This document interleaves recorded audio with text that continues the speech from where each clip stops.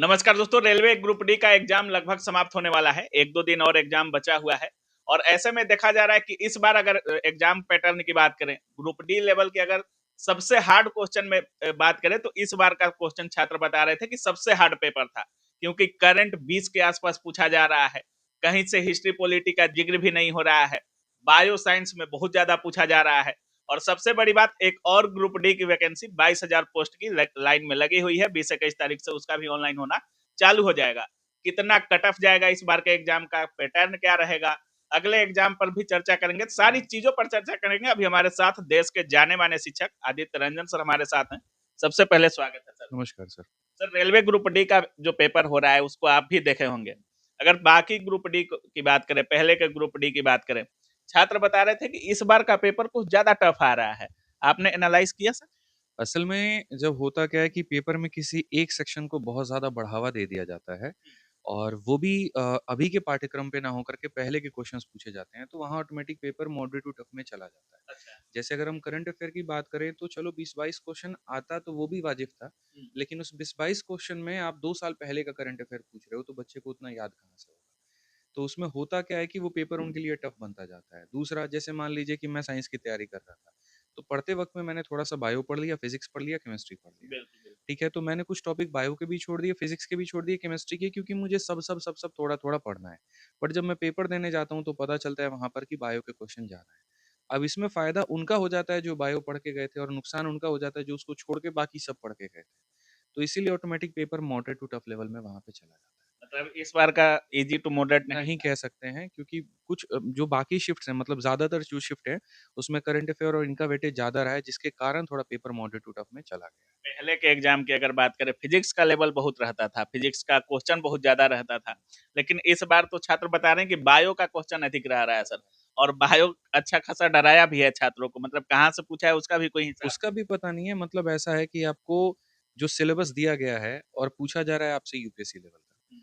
तो वहाँ पर जैसे जो बच्चे एनसीईआरटी के थोड़े बेसिक्स पढ़ कर के गए थे और बाकी अपने नोट्स पर कमांड था, उन्होंने तो बेहतर कर लिया। लेकिन जो आयोग के द्वारा दिया गया सिलेबस था, सिर्फ उसके आधार पर जो टिक करके बच्चे गए थे, तो उनका पेपर खराब हो गया। सर, एक और वैकेंसी है और अभी से उसका नोटिफिकेशन दे दिया गया है कि 20-21 तारीख से ऑनलाइन होना चालू हो जाएगा और लगभग 22,000 पोस्ट ही है। ग्रुप डी की अगर बात करें, पहले वैकेंसी आप भी देखते होंगे, 19 वगैरह की बात करें, 60-60,000, बड़ी एक संख्या एक में लाख, आती थी। 1,03,000 ऐसे पोस्ट रहते थे। बिल्कुल। वैकेंसी को बहुत कम कर दिया गया है, आपको नहीं लगता है? और उसमें भी इतने जोन बना दिए जाते हैं, उसमें भी कैटेगरी बहुत हो जाती है, तो बहुत सीमित वैकेंसी बचती है और पूरे इंडिया लेवल के छात्र इसमें अप्लाई करते हैं। तो आपको नहीं लगता इस वैकेंसी को थोड़ा और बढ़ा देना चाहिए था? असल में ये ऊँट के मुँह में जीरे के बराबर की बात है, हाँ। ठीक है? लेकिन अभी के अगर हम हालात को समझें, हुँ, तो पहले जो ये वैकेंसी जो आप बड़े-बड़े नंबर बता रहे हैं, ये हुँ, कई सालों के बाद में आते थे। तो यानी प्रत्येक साल का वैकेंसी अगर इकट्ठा हो जा रहा है, तो एक बड़ा नंबर बन जाता था। हुँ, तो वहाँ वैकेंसी तो बड़ी दिखती थी, लेकिन कंसिस्टेंसी या रेगुलैरिटी नहीं दिखती थी वहाँ हुँ, पे। और उसके कारण क्या होता था कि एक बच्चा 3 साल तक तैयारी कर रहा है। हुँ, अब 3 साल तक मान लीजिए कि 5 लाख बच्चा तैयारी कर रहा है, सिलेक्शन 50,000 का होना है, फिर वो 4.5 लाख वो बेरोज़गार हो जा रहा है। हुँ, या तो वो कोई अपनी नौकरी किसी और में जाकर के पकड़ लेता है या कुछ और कर लेता है, लेकिन उसको आता ही रेलवे का पाठ्यक्रम है। हुँ। उसने इंग्लिश पढ़ा नहीं तो वो 3 साल के लिए जाकर के सीजल थोड़ी भरेगा। तो उस केस में ये नुकसान हो रहा था। तो किसी भी चीज़ को देखने के 2 तरीके हैं। मेरा नज़रिया ये है कि मानता हूँ वैकेंसी कम है और ये बिल्कुल जो है छात्रों के लिए नुकसान है। लेकिन अगर रेगुलर है यहाँ पर तो ये एक प्लस पॉइंट आपको निकाल के लेके आता है। हुँ। आप सिर्फ़ इस नज़रिए से मत देखो कि बहुत कम आ रहा है, नुकसान हो रहा है, ये हो रहा है। मैं मानता हूँ नुकसान हो रहा है, मैं मना नहीं कर रहा हूँ। लेकिन उसमें कहीं न कहीं अगर एक फ़ायदा ये भी है कि वो वैकेंसी रेगुलर है। किसी का इस बार पेपर खराब हो गया जो अभी चल रहा है, तो उसके बाद उसी पढ़ाई पर थोड़ा-सा और ऐड करेगा।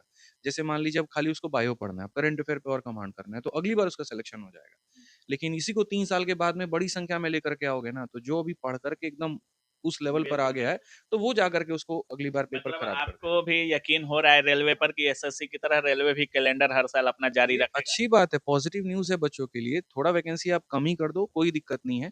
लेकिन आप बार-बार इसको रेगुलर लेकर के आते रहो। उससे क्या होगा, वहाँ पर हर बच्चे को अपॉर्च्युनिटी मिलेगी और वहाँ पर रेगुलर तरीके से जॉब निकलती रहेगी।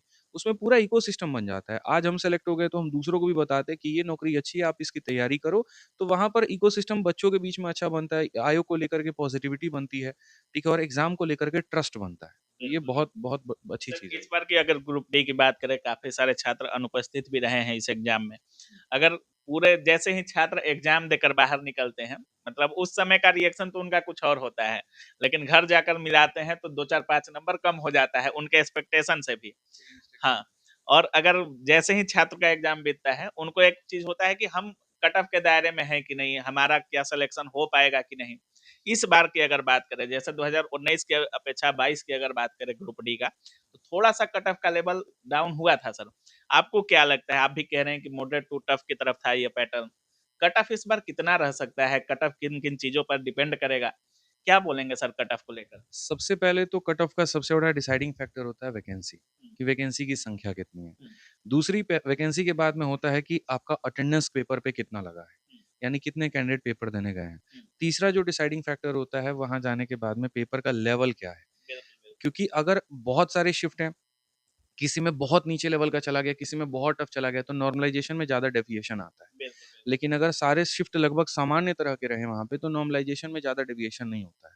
ज़ोन तो भी उस केस में फैक्टर है। ज़ोन भी एक फैक्टर है, तो उस केस में बच्चा जितना अटेम्प्ट करके आता है, लगभग उससे 2-4 नंबर के ऊपर का कट ऑफ चला जाता है, मतलब एक जो एवरेज है। बट नॉर्मलाइजेशन बहुत ज़्यादा है, ज़ोन बहुत ज़्यादा बढ़ गए हैं आपके वहाँ पे, वैकेंसीज़ पे प्रभाव पड़ा, तो फिर उसके बाद ज़्यादातर कट ऑफ में हेरा-फेरी होती है। तो इस बार अगर हम देखें कट ऑफ को लेकर के अगर हम बात करते हैं, तो मेरे हिसाब से जो मैं रॉ स्कोर देखिए, मैं जो कट ऑफ 100 बताऊँगा में। वो रॉ स्कोर के हिसाब से बताऊँगा। अच्छा, रॉ बताऊँगा, नॉर्मलाइज़्ड अब वो कितना होगा, क्या होगा, मेरे पास में फ़ॉर्मूला नहीं है, बिल्कुल, तो मैं बिल्कुल। नहीं बता सकता। बिल्कुल।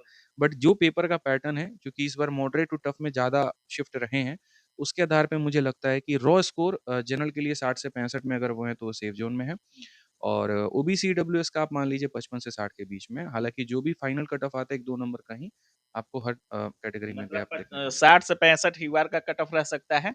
Raw score. रॉ स्कोर मतलब 100 में आप बता रहे हैं, जो रॉ स्कोर 100 नंबर का हो रहा है, उसमें 60 से 65 ईवार का रह सकता है और ओबीसी का 55 से 60 के 55 से 60 आसपास। रॉ बाकी स्कोर। नॉर्मलाइज़ होकर के अब ये नॉर्मलाइज़ेशन अगर 5 नंबर का मिला, तो फिर वही बात ओबीसी ईडब्ल्यूएस 60 से 65 में चला जाएगा और 5 नंबर का अगर हो गया, तो फिर वो 65 से 70 में आपका जनरल चला मतलब जाएगा। कैटेगरी वाइज़ 2-3 नंबर का अंतर रहेगा। बिल्कुल, हर कैटेगरी में। और ज़ोन वाइज़ भी काफ़ी अंतर देखने को मिलता है। कभी-कभी ज़ोन वाइज़ 10 नंबर भी अंतर हो जाता है, कभी 8 नंबर वो भी। डिपेंड करता है ना बच्चे का फ़ेवरेट ज़ोन क्या है। हाँ, कई बार किसी ने कोई टीचर ने वीडियो बना दी कि इस ज़ोन पे इस बार जो है ये फलानी बेहतर चीज़ें हैं। तो उसमें क्या होता है व्यूज़ गए 4 लाख 5 लाख हुँ, उसका अगर 20% भी बच्चा प्रभावित होकर के उस ज़ोन को सेलेक्ट कर रहा है, हुँ। तो ऑटोमैटिक वहाँ पिच हो गया वो तो कट ऑफ और बढ़ेगी, वहाँ बढ़ेगी। पे लड़कों की संख्या बढ़ बढ़ जाती है। जाती है। ज़ोन भी फैक्टर रहेगा। बहुत बड़ा फैक्टर होता है। चलिए, बाकी जितने भी छात्र एग्ज़ाम दिए हैं ग्रुप डी का, उनको लास्ट में कुछ बोलना चाहेंगे? मेरी तरफ से इतना ही है कि देखिए आपके लिए मानता हूँ कि पिछला जो वक़्त है वो बहुत बुरा रहा, संघर्ष आपकी बहुत बड़ी रही और इसका साफ-साफ परिणाम देखने को मिला परीक्षाओं में सेंटर पे कि 50% के करीब में बच्चों की अटेंडेंस लगी रही। लेकिन मैं आपसे सिर्फ़ एक बात कहूँगा कि देखिए वैकेंसीज़ आपके लिए रेगुलर हो रही है और मैं ये मानता हूँ कि लोहा जितना तपता है उतना बढ़िया वो आकार लेकर के चलता है। आप लोग बहुत तपे हो, बहुत मेहनत आपने की है, बहुत यातनाएँ आपने झेली है वहाँ पे लेकिन ये वक़्त आपका है। यकीन मानिए सबसे बड़ा जो चीज़ आपके पास में आपकी मेहनत है, आपका परिश्रम है, वो करते रहिए और इस बार आपको सफलता ज़रूर मिलेगी। बाकी मेरी एसएससी के बाद हमको लगता है कि रेलवे में इस बार काफ़ी एक्टिव नज़र आए आदित्य रंजन सर, ख़ास करके ग्रुप डी की इस वैकेंसी में। जो 22,000 वाली पोस्ट है, उसके लिए कुछ अलग कर रहे हैं आदित्य रंजन सर? सर अभी जब करेंगे तब बताएँगे क्योंकि अभी व्यस्तता अच्छा। ज़्यादा है। अभी मुझे एसएससी के लिए भी मैं पढ़ा रहा हूँ। यूपीएसआई, यूपी कांस्टेबल के लिए भी क्लासेस चल रही हैं। तो टीचर एक ही हूँ, विषय एक ही बिल्कुल, है बिल्कुल। और 3-4 घंटा मेरा एप्लीकेशन पे निकल जाता है, 2 से 3 घंटे मेरे यूट्यूब पे निकल जाते हैं, फिर बुक्स पे भी ध्यान देना होता है, मैनेजमेंट भी है। तो कभी भी कोई ऐसी चीज़ लेकर के मत आओ जो पूरा ही ना कर पाओ, तो बच्चों में वो अविश्वास आ जाता है। या तो मत शुरू करिए या करिए बिल्कुल, तो उसको बिल्कुल। खत्म करिए। तो इसीलिए मैं अभी कुछ भी नहीं कहना चाहूँगा इस पर। बहुत-बहुत धन्यवाद सर। Thank you.